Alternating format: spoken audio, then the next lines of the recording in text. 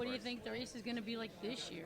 Um, Last year with the heat. it's not going to be the same as last year, right? Last year it was a 10-lap dash, right? Is that what it was?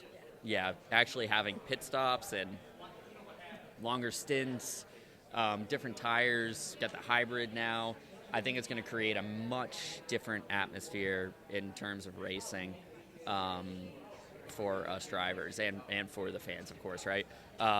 It'll be a true race, and you're going to see a lot of differences between guys that are really fast on new tires, a lot of guys that are really fast on old tires, different strategies playing out. I think it's going to be like, I see it being a lot like old Laguna, where you see big deg, you see a lot of different strategies, and a lot of things shake out, and you're not really sure exactly what's going on until you get close to the end of the race, which is something you got to follow along closely with. But it actually makes it very interesting for us because it's not just a straightforward race.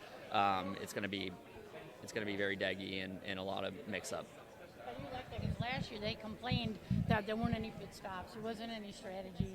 I know it wasn't a points race, but you know. Yeah, I mean, last year, 10 laps, didn't really have a chance for the tires to go off a cliff, even though they started to get there. But add another 7 laps or maybe up to 10 laps from there, based on how long this track is, could change a lot of things. You know, it could end up making the guy that was in last the fastest now and just driving through the pack. You don't really know. So, yeah, I could see it being a lot like old Laguna. Any good passing places? There's no good passing places, but that doesn't really matter. There's no good passing places at Barber, and last year Barber was one of the best races, right?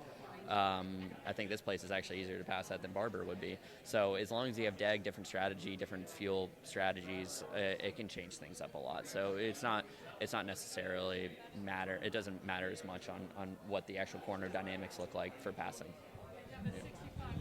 I don't know if you've talked about fuel strategy yet, but do you think it'll be like St. Pete where it could have been a 3-stopper or a 2-stopper if somebody wanted to go slow? And it's gonna, yeah, it can be anything right now, really. I think it can be anywhere from like 2 to 4 stops. And like I said, that's exactly what Laguna was like a few years ago before we had new pavement, and it kind of equaled everything out.